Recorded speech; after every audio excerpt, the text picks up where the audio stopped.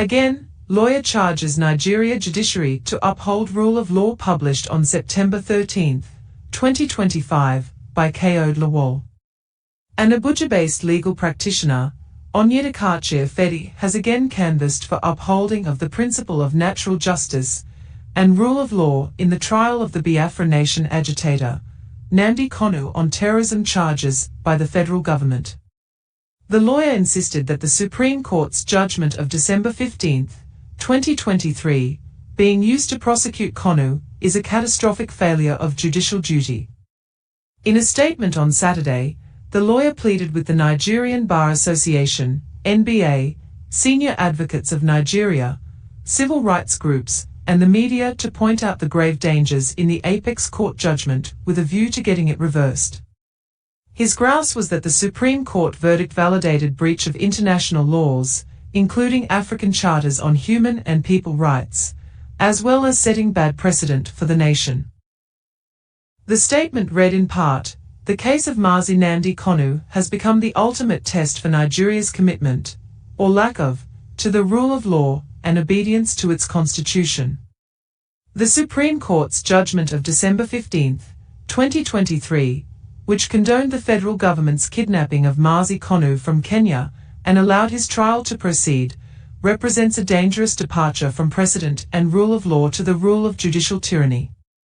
The Supreme Court judgment is a legal nullity, per incuriam, rendered in ignorance of binding law, and therefore worthless. It sought to reduce the Constitution's most sacred guarantees to mere suggestions. This is not about Mazi Nnamdi Kanu's guilt or innocence. It is about whether the Supreme Court is allowed to use their position as the apex court to destroy the foundational law of Nigeria, which is the Constitution, for the sake of one man. The government and some legal commentators have falsely framed the issue of Kanu's kidnapping in Kenya and illegal rendition as a technicality. This is a profound misrepresentation. The principle of nullity is the law's strongest tool to punish state impunity and protect every citizen from tyranny. What is nullity? It is a legal declaration that a proceeding is void from the very beginning. It is not a minor procedural slip.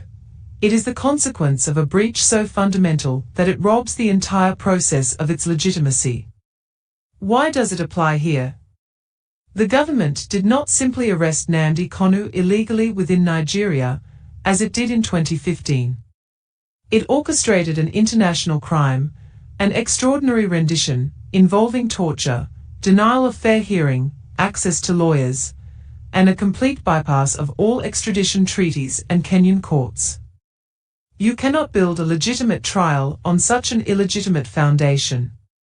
The doctrine of the fruit of the poisonous tree comes into play. The Supreme Court's decision to allow the trial to continue ignored decades of its own binding rulings. This is the definition of a per incuriam judgment. In Ariori v. Elimo, 1983, the Supreme Court itself held that any breach of the rules of natural justice renders the whole proceeding a nullity. The rendition was a gross breach of natural justice before the trial even began. Also, in Adigun v. AG Oyo State, 1987, the court ruled that violating fair hearing is a fundamental vice that nullifies everything that follows. The Constitution of Nigeria, S.36, and the African Charter, Arts. 6 and 7. These documents guarantee the right to fair hearing and due process. These rights are non-derogable, meaning they can never be suspended, not even in times of war. The government violated them. The court's role is to enforce them, not overlook them.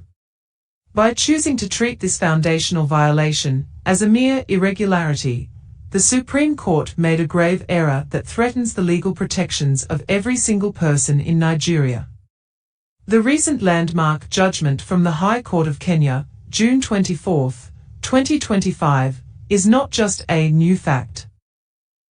It is a powerful, independent judicial confirmation of the Nigerian Court of Appeal's 2022 ruling. Both a Nigerian court and a Kenyan court have now found the same facts. The Nigerian government has been found guilty of international law violations by a foreign court. For the Nigerian judiciary to now say that a trial founded on these crimes can still be fair is a catastrophic failure of justice and makes a mockery of our nation's standing in the international community. If this judgment stands, it sets a terrifying precedent. The state can kidnap anyone. Any citizen critical of the government could be abducted from any country without any legal process and brought to Nigeria to face trial. Your passport and foreign travel will not protect you.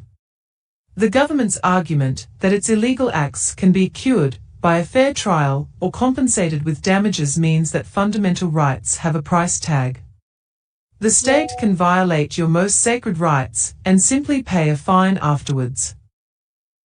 This commercializes justice and destroys its very essence.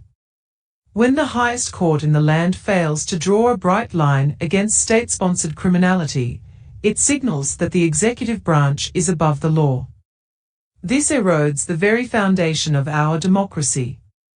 The Nigerian Bar Association, NBA, senior advocates, and human rights lawyers must add their voices to condemn this judgment and support the legal steps to have it reviewed and set aside. The integrity of the entire legal system is at stake. The media and civil rights groups must rise to educate the public on the grave implications of this case. This is not about sympathy for Mazi Nnamdi Kanu. It is about defending the Constitution that protects us all.